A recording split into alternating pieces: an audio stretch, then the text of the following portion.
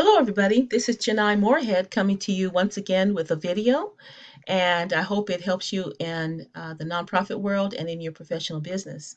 This week, we'll be talking about compliance, and I want you to understand the theme of this video is that it's okay to think in the box.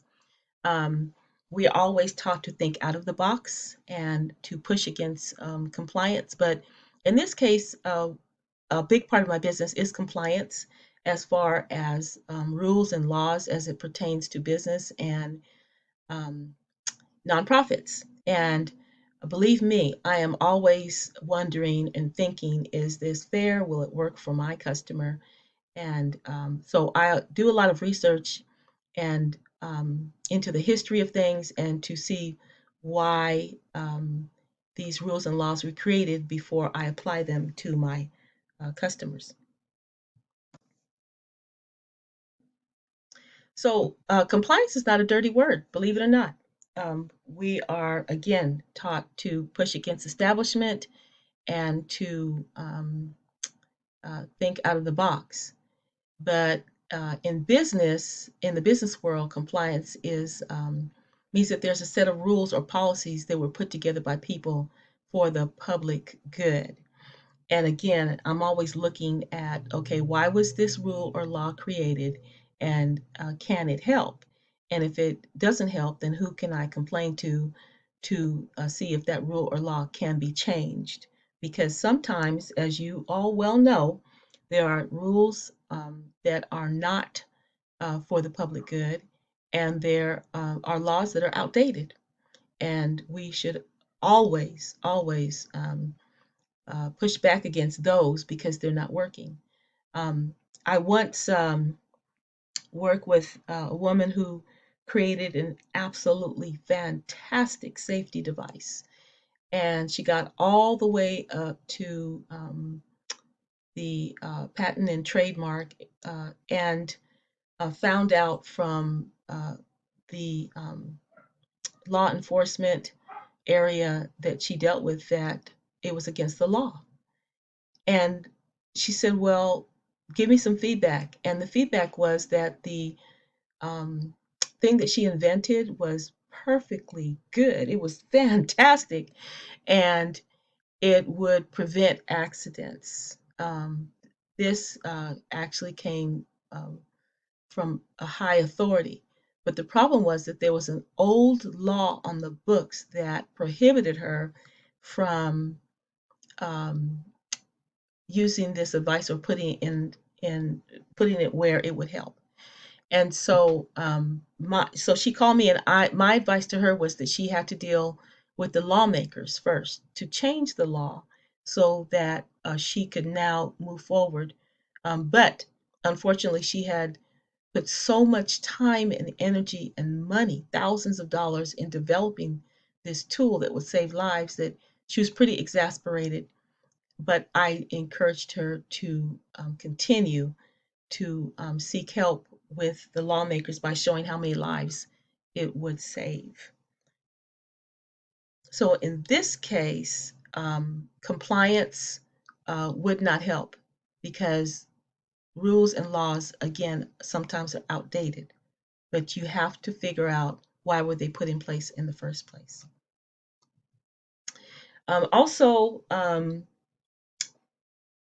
sometimes not taking care of your business can be a big problem and a distraction. It can actually be a dream killer when you're getting all kinds of notices threatening the structure of your business. And so this is why I tell people that, look, I know you don't like to be compliant, but in this case, you need to pay that fee or fill out that report. And that's what I'm here for, is that I help with the dream killer and distraction part of your business, where you are the visionary. And I work with a lot of visionaries who just do not want to be bothered with paperwork.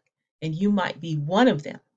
However, that's where I excel, is that I uphold your vision by making sure that you are not distracted by all kinds of notices and threatening the structure of your business.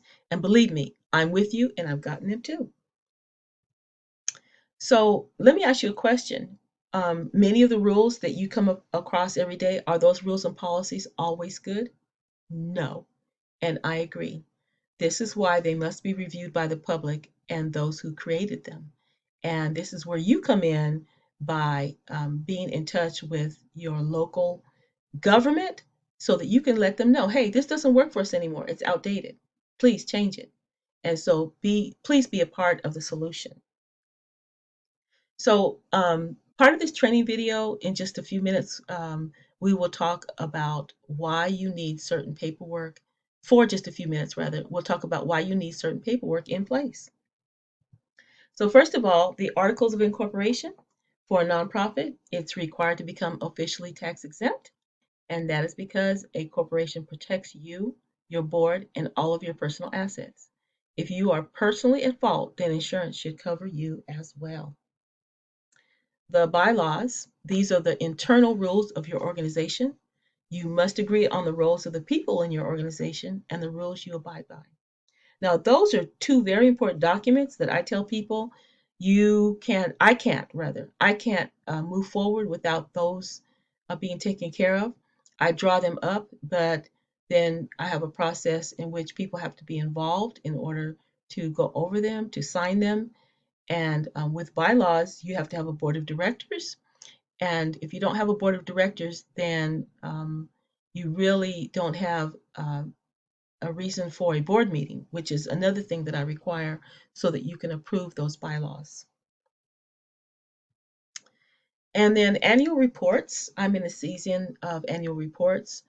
Tax season is usually my annual report season. And these are reports you have to make to update your organization annually or periodically. And they're usually with the Secretary of State. We have an IRS report, we have state tax board reports, and Attorney General reports. These are all really important. The Secretary of State is where you get your articles. The IRS report is where you get your exemption status. Um, and then there's reports that are due after you get your exemption status. Your state tax board gives you exemption within your state, so you don't have to pay state taxes. And then your attorney general is the watchdog over fraudulent activity for charities. An important date to remember is May 15th, and that is the day that most um, nonprofits have their federal and state tax information reports due.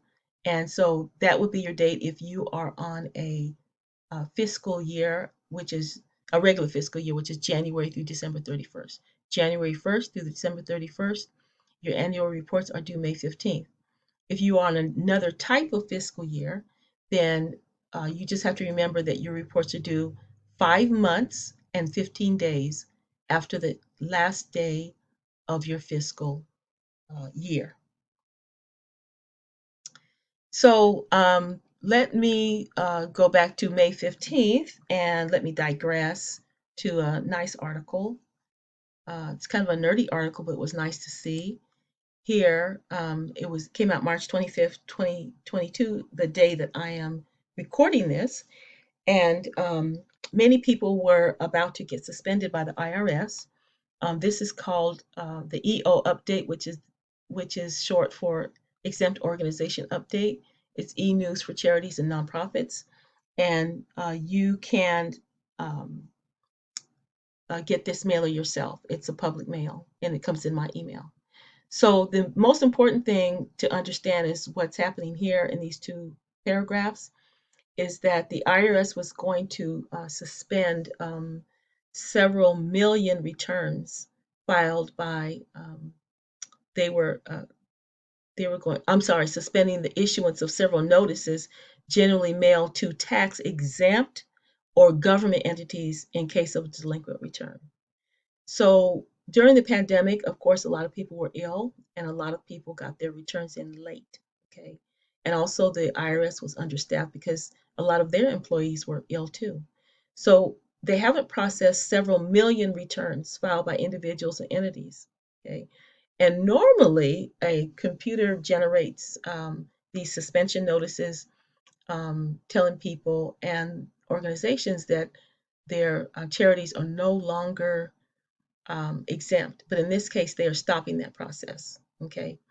So they're stopping the process of the notices to avoid confusion because they are still in the process of filing or reviewing the filings. Okay. So it does tell us that the IRS will continue to assess the inventory of pending returns to determine the appropriate time to resume mailing these notices. So that means that if you file late, that if you please have anything due, get it in while we are still under the grace and mercy period here. Okay. Um, so, and it does warn you that some taxpayers and tax professionals may still receive notices during the next few weeks. Okay. So they also are saying no need to call or respond to the notices, which I respond to them. They will probably tell me the same thing on the phone, but I still respond. Okay. So this is good news. All right. That somebody said, okay, we're not going to send out um, a bunch of notices to the two nonprofits. Okay. Uh, that are suspending them or taking away their exempt status because you were sick and they were sick too. Okay. So this is good to know. So let me go back to the slide here. Okay. So just remember that if you're in another state, um, find out when your report is due, find out when your Secretary of State report is due, your IRS report is always due 5 months and 15 days after the last day of your fiscal year. Most of the time it's May 15th. Find out when your state tax board report is due and your attorney general report is due. And now for the end of this little talk here, please subscribe to my social media uh, at Janai Moorhead at most of these outlets, which are YouTube, Instagram, and Facebook. And most people DM me on Instagram. You can do that. And also Facebook.